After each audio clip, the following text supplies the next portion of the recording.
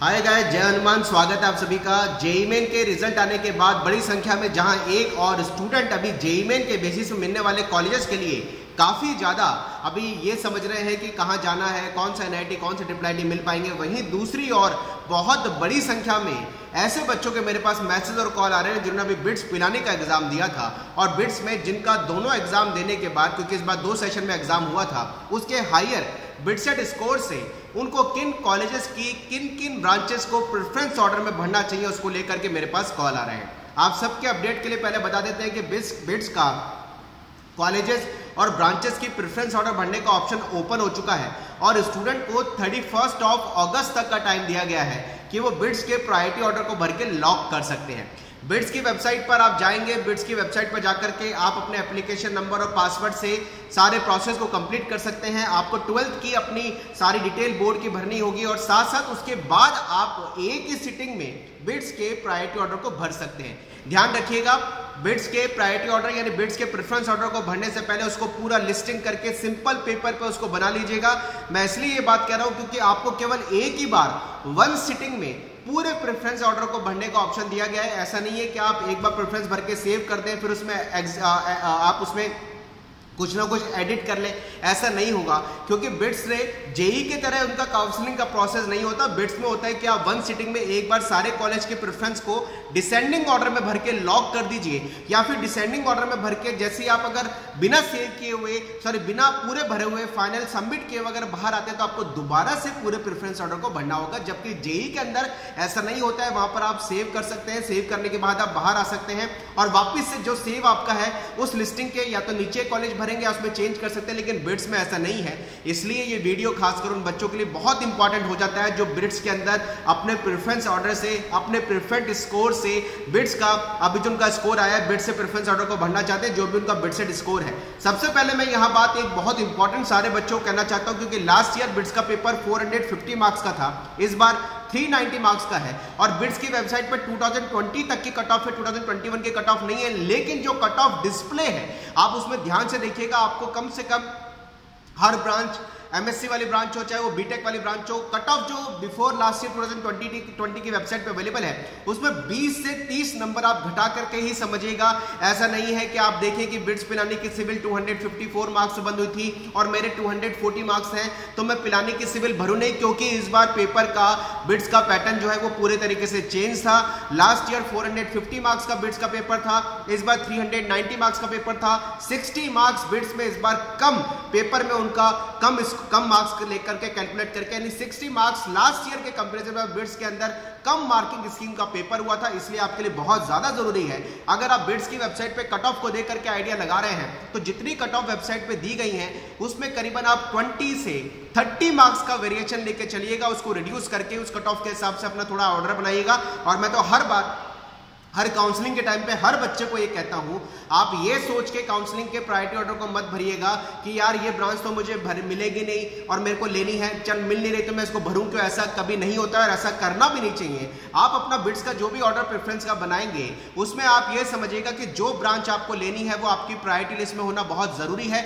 भले वो ब्रांच आप कट ऑफ में बहुत ऊपर जा रहे हो, वो आप डिसाइड मत करिए, वो कॉलेज डिसाइड करेगा कि आपको देना है कट ऑफ पे नहीं देना है। लेकिन अगर आपने ये सोच करके ये ब्रांच मुझे नहीं मिल रही है, भरा ही नहीं और लकीली वो ब्रांच किसी आपकी कट ऑफ के आसपास बंद हुई, कट ऑफ पे बंद हुई, तो आपका नुकसान बहुत ज्यादा हो जाएगा। तो मैं किसी भी काउंसलिंग के प्रेफरेंस ऑर्डर को भरने के लिए कुछ थंब रूल है, बिट्स के लिए भी एक थंब रूल एप्लीकेबल होता है कि आप कट ऑफ को देख के थोड़ा सा आइडिया लगाइए, लेकिन अगर ब्रांच आपको लेनी है तो वो आपकी प्रेफरेंस लिस्ट में सही तरीके से होनी चाहिए। अगर नहीं लेनी है तो वो नहीं होनी चाहिए, क्योंकि अगर आपने नहीं लेनी थी और आपने भर दी आपका नुकसान हो जाएगा क्योंकि आपकी काउंसलिंग खराब हो जाएगी। इसलिए ध्यान रखिएगा, अगर आपको ब्रांच लेनी है लेकिन आपकी कट ऑफ से बहुत ऊपर बंद हो रही है, लेकिन अगर आपको वो आपकी प्रायोरिटी में रखनी है उसको जरूर भरिएगा, उसको मिस मत करिएगा।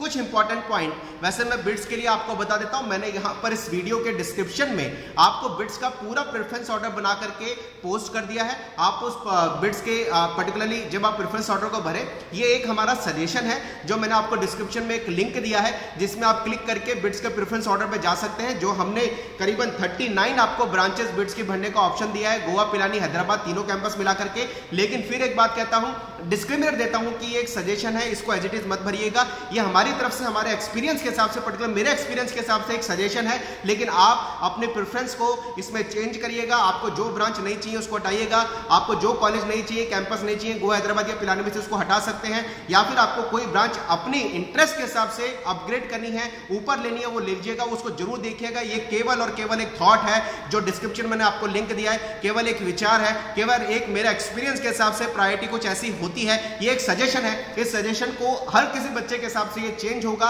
इसलिए जो लिंक आपको डिस्क्रिप्शन में दिया गया है उस पर क्लिक करके जरूर आप एक सीक्वेंस का आइडिया लगा सकते हैं, लेकिन उसको भरिएगा अपनी प्रेफरेंस के हिसाब से, अपने इंटरेस्ट के हिसाब से और आने जाने की कनेक्टिविटी के हिसाब से और ब्रांच में इंटरेस्ट के हिसाब से। इसको जरूर देख के आप चेंज करिएगा। मैं आपको पहले से ये बात कहना चाहूंगा। बिट्स में आपको गोवा, पिलानी, हैदराबाद तीनों कैंपस मिलाकर के 39 ब्रांचेस भरने का ऑप्शन दिया गया है।